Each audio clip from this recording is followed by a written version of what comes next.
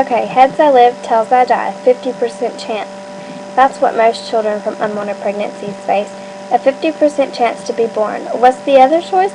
Death by abortion? For years, America and the world has been split into two by the controversial topic of abortion. In 1973, the United States Supreme Court allowed the killing of innocent children to become legal. In 1973, the Roe v. Wade decision, the United States turned its back on the unborn child. Abortions are performed across the United States in many different clinics. On average, every woman has at least one abortion in her life.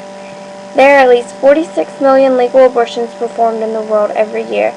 46 million abortions a year. That's 46 million children who will never see the light of day. 46 million children who will never run and play or have friends or know what life is. More babies die from abortions than from natural accidents. In just one day, there will be over 4,000 abortions in the United States alone. The United States Constitution states that life, liberty, and the pursuit of happiness are available to all citizens. Are unborn children not citizens because they're still in the womb? Are they not human beings like us?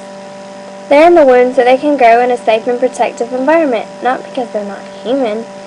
At the moment of conception, a brand new, never-to-be-created-again genetic code is formed. 22 days after conception, the heart is fully functional and begins beating.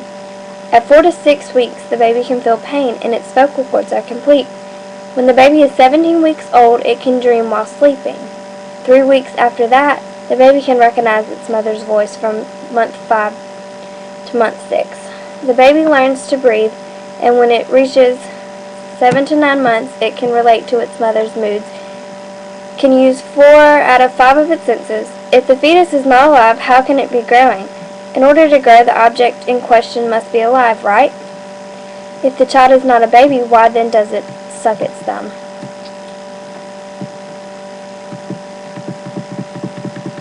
When abortion first became available to the public, many people supported it because they were falsely told that abortions were only performed in extreme cases, when the mother and baby's health were in danger or because of rape or incest.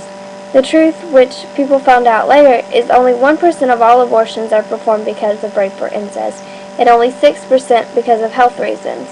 That means 93% of all abortions are for personal reasons. Abortion is wrong for many reasons. The major one is the fact that every time an abortion is performed, another child, another human, who could change the future and make the world a better place, is killed. Abortion has a negative effect on society as a whole. When we allow the killing of unborn children, we become desensitized and can eventually lead to the euthanasia of terminally ill people, the elderly, the mentally handicapped, and finally and most importantly, the unwanted. Society should be responsible for protecting all life, not destroying it. The most controversial form of abortion is the partial birth abortion. A partial birth abortion occurs in the 2nd or 3rd trimester. The abortionist, guided by the ultrasound, grabs the baby's legs with the forceps. The baby's legs is pulled out into the birth canal until the whole body, except the head, is delivered. Then the abortionist jams scissors into the baby's head. The scissors are then opened to enlarge the hole. The abortionist then will put the scissors out and insert a suction catheter. The child's brains are sucked out and the body, which had been kicking and twitching, goes limp, and then the dead baby is removed. Post-abortion syndrome, or PAS, occurs very frequently after an abortion.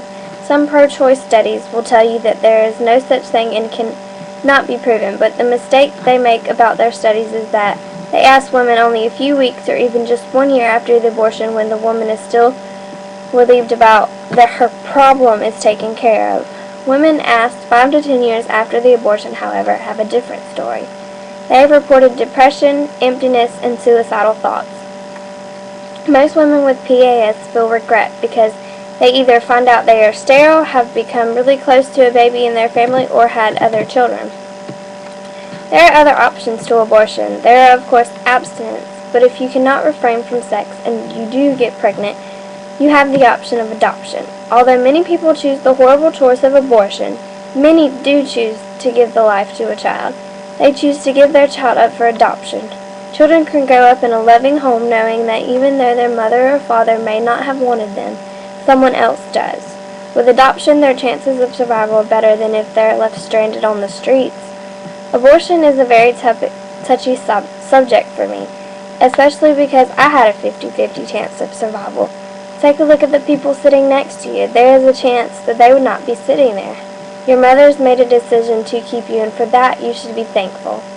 Let us remember the ones who were not lucky when the time comes and you or your wife is pregnant. I hope you remember this and choose life, not death by abortion.